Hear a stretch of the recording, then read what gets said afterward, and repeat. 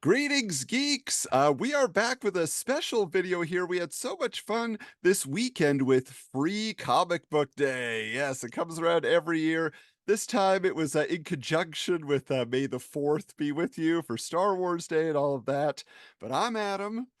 And I'm Mike. And Mike, this was kind of a momentous occasion for you as well, this Free Comic Book Day. What was the extra element that you got to add Yeah, to the mix? I did my very first signing ever.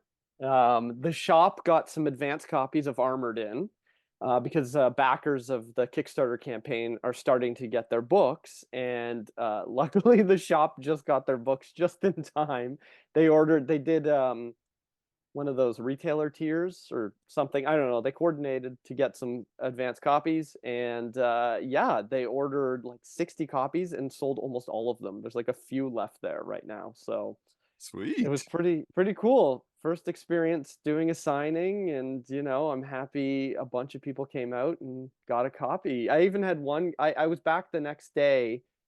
Um, and there was one guy that came back and he came to put Armored on his pull list, and that really made me happy. I was like, "What? This is amazing!" So he What you're liked the hoping first for. issue. Yeah, that's awesome. And we'll Yeah. we'll have more reports on that. I'm waiting for my copy from the Yes. Kickstarter to come in the mail. Plus, in just a week and a half, you can get it in your local comic book shop. And I pre-ordered my copy as well. I'm getting two different covers. This is going to be great. So, Cool. Yeah, uh, it should be coming soon, madam. yeah, Yeah. very, very soon. But here we are. We're talking about Free Comic Book Day. All right, it's always exciting.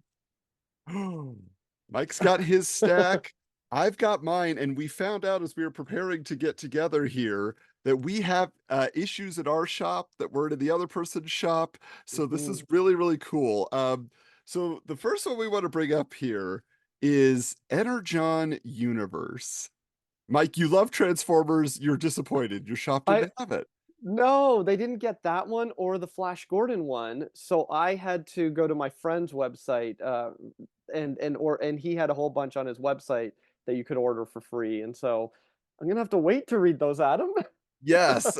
So the reason I in particular was excited to grab this is those of you who are subscribed here on YouTube, we now have our Wednesday Rewind comic book reviews. Mike has gotten me into reading new comics, get me to go out every Wednesday. We'll pick up a couple issues that you vote on, and then we'll come back on Thursday and we will review them for you. And so this time around, all of you voted, you wanted us to read this Energon Universe special that's coming out this coming week. So we will be reviewing that as well as an issue of Batman. This was a really great primer. First of all, I didn't know Robert Kirkman was involved. I didn't know Yeah. this is the team behind Invincible doing Transformers comics now. I was like, that's pretty insane, right? So you haven't read the new Transformers series at all? I've never read Transformers comics. It was never something that appealed to me. They're robots. Yeah. I watched the movies. Obviously, I know the cartoons. I had the toys as a kid, but like I've never got deep into the lore of Transformers. I And in was the fact, same. As a yeah, kid, I actually didn't even like I would watch it, but I didn't care for it. I didn't get it. Why are they cars? They're aliens, but it made no sense to me. But now as an adult, I'm appreciating it a lot more. what was most interesting to me about this, we won't get into like deep reviews of each of these comics, Yeah. but the opening is basically just it's Transformers the movie, where like Oh. stars, you have Prime and Prime and Megatron are fighting, and then like Mm. limbs get chopped off, stuff happens, and then Megatron is like hanging off a ship, and then you have Starscream betrays him and sends him off into space, but he doesn't get grabbed by the big guy this time. You don't have Orson Welles getting him. Instead, it's like this other group of people that are like experimenting on him, but then Megatron breaks free, and I was like, oh, this is kind of cool. So it was an interesting idea that they have, teasing you with here. That's what these books are for, and I think they accomplish that for sure. It sounds like a prequel to the Transformers comic that's out right now. A Oh, little okay. bit. Yeah. It really is a reboot or an ultimate universe of Transformers. And G.I. Joe is tied into that universe. Does that give you any Yeah, clue well, in there there? there is a story in here that is G.I. Joe related also, which was really cool. I was like, oh, that's a good twist here that they're going with as well, getting the Yeah. Baroness on their team and all of that. But I actually recently picked up at a shop Transformers and G.I. Joe #1. So like the first time they got together, I found it a back issue bin for cheap. They didn't know Like they the had old one, the old Marvel the one you're old one talking from the about. Oh, 80s, and now nice. this movie's maybe gonna happen, and we got the comics happening. So who knows? There's some buzz there. So All uh right. now let's move in because I see it behind you, Mike. Hmm. Teenage Mutant Ninja Turtles, Yeah. 40th anniversary of the Turtles. So this thing's coming out. But I wanted to ask you, Night Watcher, did you recognize this character?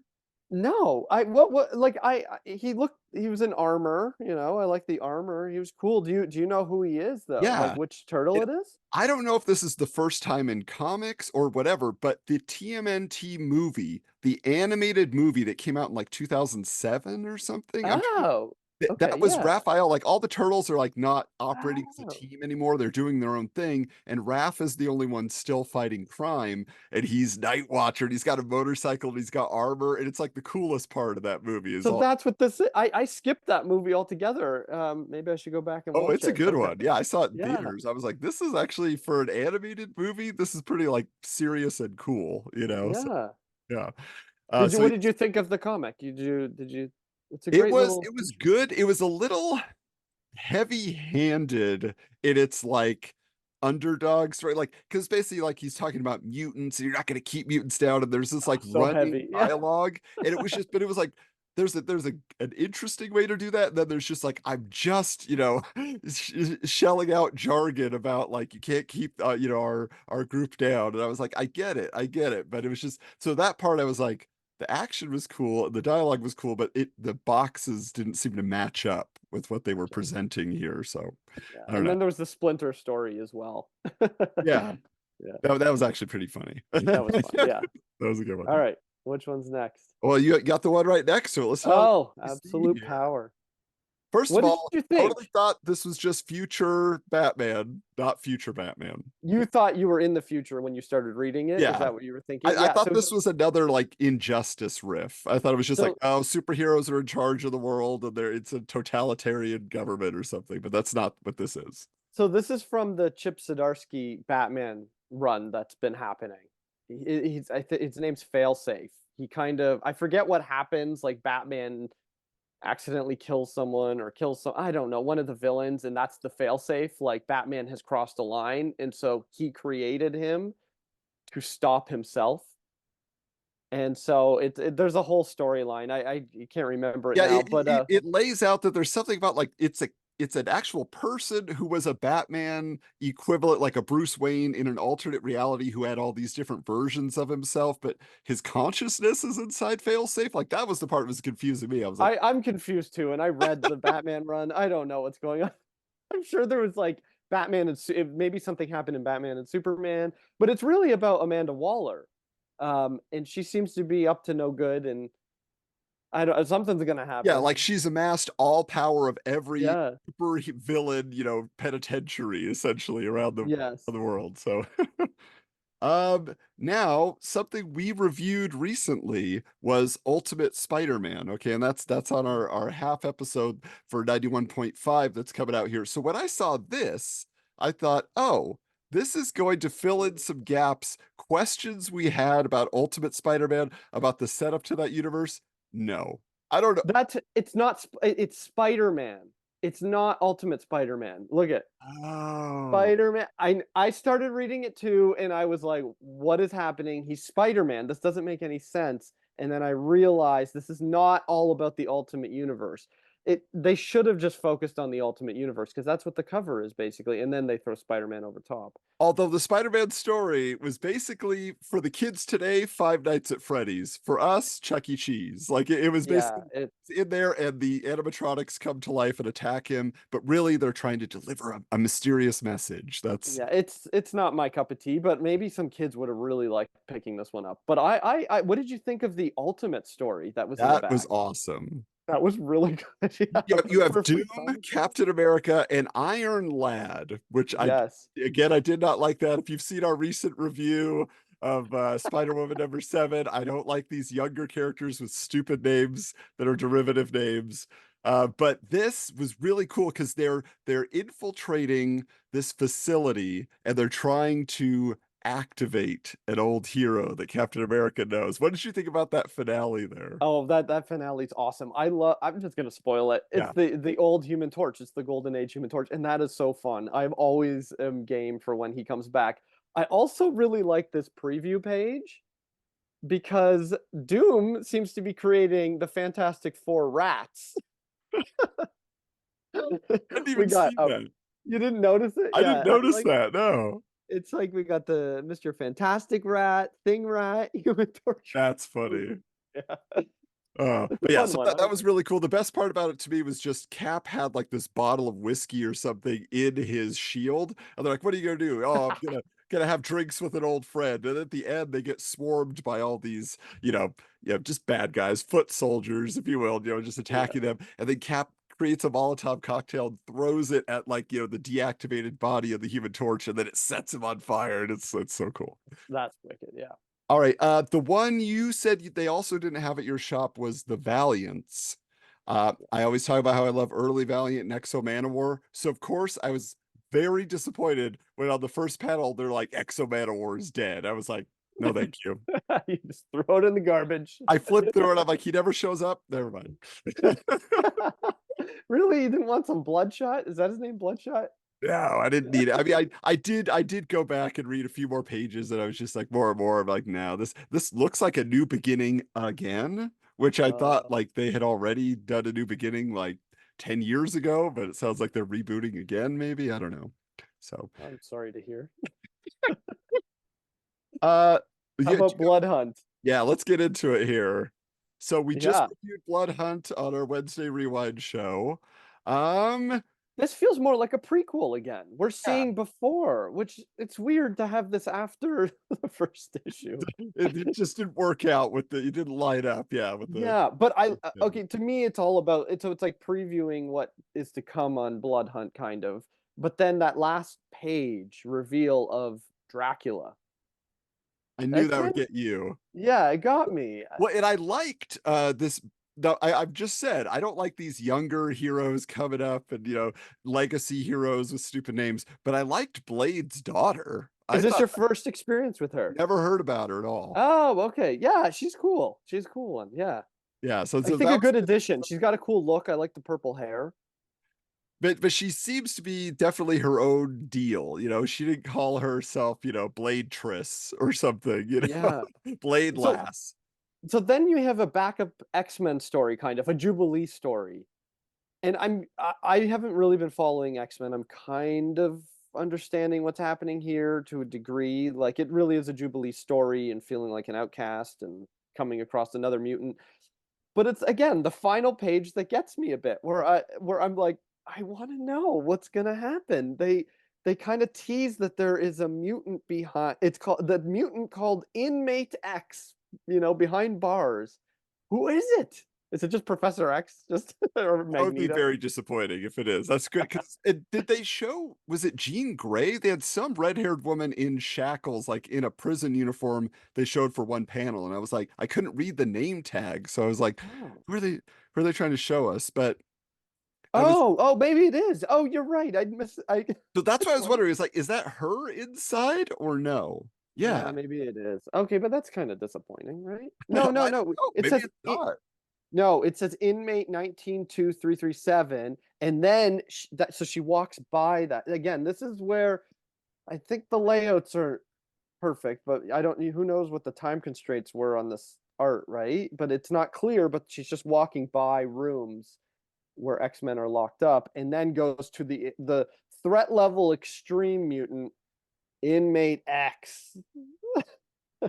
Well, but the Jubilee story, I was reading it and I was like, oh, this is pretty good. Like I'm It's a liking this. And then I was like, why do I like it? Oh, it was Gail Simone. I was like, of course. and it feels classic X-Men. The Yeah, X-Men for the longest time have been on Krakoa. I don't know if you followed any of that, Adam, at definitely all. not. And so now I feel like it's a return to form, and Gail's a fantastic writer. So Yeah. I'm curious now. Some of these books actually they worked. The marketing worked. I'm like, oh, now I Well, have to it read. also worked for a different generation in my case. I know your kids came to visit you at the store. I don't know what they walked away with, but my kids, I got them a ton, especially my daughter, who's been constantly telling me, I don't like comics, Dad. I don't. Meanwhile, the books she's reading are all comics. They're just So hard. these are my kids' comics right here, and my son also got a Snoopy, but they forgot that they were down here with me. So I have a whole. Oh no, this is mine. It's a Christmas comic. This is Yeah, I knew mine. I you'd was grab super that. excited by that.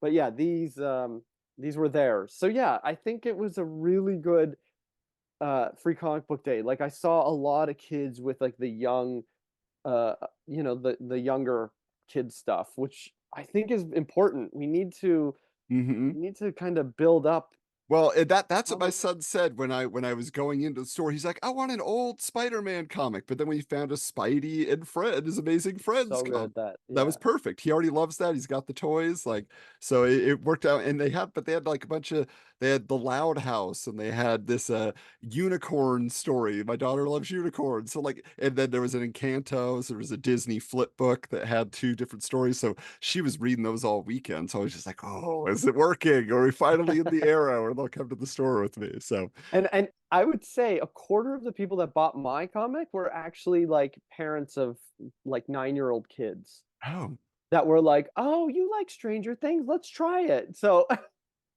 I hopefully I'm in this interesting demo where it's like adults will enjoy it and maybe the odd kid that likes horror could get yeah. into it. And most kids like horror, I feel like they're into it. Here's something, Adam. I don't know if you got the email, but Clover Press sent out a sampler PDF on Free Comic Book Day to anyone that subscribed to them, and anyone can get it still.